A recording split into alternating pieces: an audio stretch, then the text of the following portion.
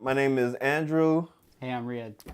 and we wanted to discuss leadership. Riyadh has been reading a book on leadership. I've been really into self help videos, and leadership is definitely one of the topics we wanted to discuss with you guys. So, providing our thoughts. So, first off, Riyadh, what does leadership mean to you? Like a good leader is someone that knows how to follow. I could see that. Actually, it reminds me of a quote from Drumline where the dude said, "You have to learn to follow." Like he told Nick Cannon's character, "You have to learn to follow before you can learn to lead." And just kind of curious how you define it. The book that I was reading, it has like 5 levels of leadership. So like the first one is like position. So when Okay. you first get a job or start a business or whatever, right? Yeah. You're given like a position title. Depending on your position, sometimes you are given like a leadership position, Yeah. but that doesn't mean you're a leader yet because say that. you need people that are around you that believe in whatever you're doing. And then the next thing is like permission. What's the first thing you do when you get a new job? You start building people's trust, and then from there you can actually start asking people to do certain things. So that goes into level 3, which is like productivity, production. Basically, what that means is like you're able to have real relationships with someone enough for you to say, hey, can you do this? And they don't feel like they're being pushed around. They feel like, okay, we are a team. I think it's really important to like stop at 3 because that's something that I feel like a lot of people struggle with, getting to that productivity level.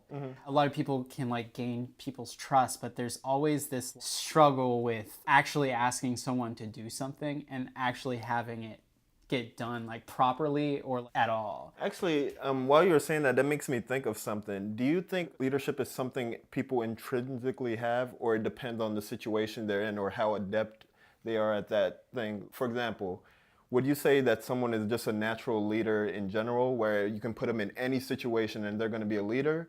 Or does it depend on whether they're actually skilled at that endeavor that they're involved in? To be a leader, you don't have to know every detail of your job in order to lead. Jumping a step, it's the pinnacle, level 5. Pretty much you walk into a room and you're able to lead people because they know your name, they know like what you believe in. And that's the one thing that you have to get out of that. You need to believe in something and like follow that through. Is Yep. like everybody knows Steve Jobs, and he lives and breathes by the fact that he's only going to work with people that want to do work and get things done and innovate. It takes a lot of work, it takes a lot of time, it takes a lot of different versions in Yeah. order to get to perfection, but we're willing to work very hard to get to there. Believe in whatever you're doing regardless. One of the biggest qualities of leadership is being able to have a vision, being able to define your vision. Because unless you have a clear vision of what you want to do, it's hard to actually have other people follow you. Leadership is defined as bringing your own goals and motivating people to have that same type of energy towards those same exact goals as well. It's also important to know, and I wholeheartedly believe this, I'm never going to ask someone to do something if I can't do it myself. I watched 300 recently, like again, and guy with beard. We know who you're talking Yeah, about. he like went to battle with his group and Yeah. he went to die with his group. He was Exactly. willing to do all those things. So of course people are going to follow him. Exactly. When you have an actual leader, that's someone you really actually stand behind and someone you really believe in their vision, you're willing to do it. Yeah. It's not something you do because you feel like you're forced to. You actually want to do it. Exactly. And that's the crazy thing about leadership. It's like you're able to bring your energy, your internal energy, and spread it to other people to follow that same energy. It's like a magnetism, honestly, with how you're able to get people to follow you. People talk about you. Yeah, Like exactly. not even in your business, but other businesses will get to know you. Exactly. And that's like advertisements in itself for like your business. When you have an actual leader, that's someone you really actually stand behind and someone you really believe in their vision, you're willing to do it. Yeah. It's not something you do because you feel like you're forced to. You actually want to do it. Exactly. And that's the crazy thing about leadership. It's like you're able to bring your energy, your internal energy, and spread it to other people to follow that same energy. It's like a magnetism, honestly, with how you're able to get people to follow you. When you think about a lot of leaders, I mean, a lot of them share the same traits as far as being really smart or really adept at their skills, as well as just being able to persevere. And I think that's one of the biggest things about leadership that's underrated is just their ability to persevere through the challenges, Yeah. unlike most people. Yeah. Like I think of this one MLK quote, the ultimate measure of a man is not where he stands in moments of comfort and convenience, but where he stands in times of challenge and controversy.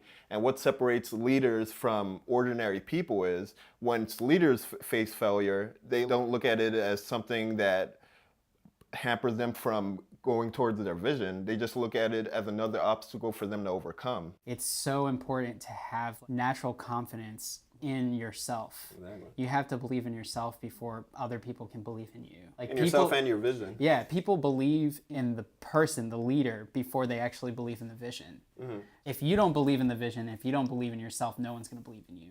Never. Like, it's just not going to happen. You want to be able to help people reach their personal goals.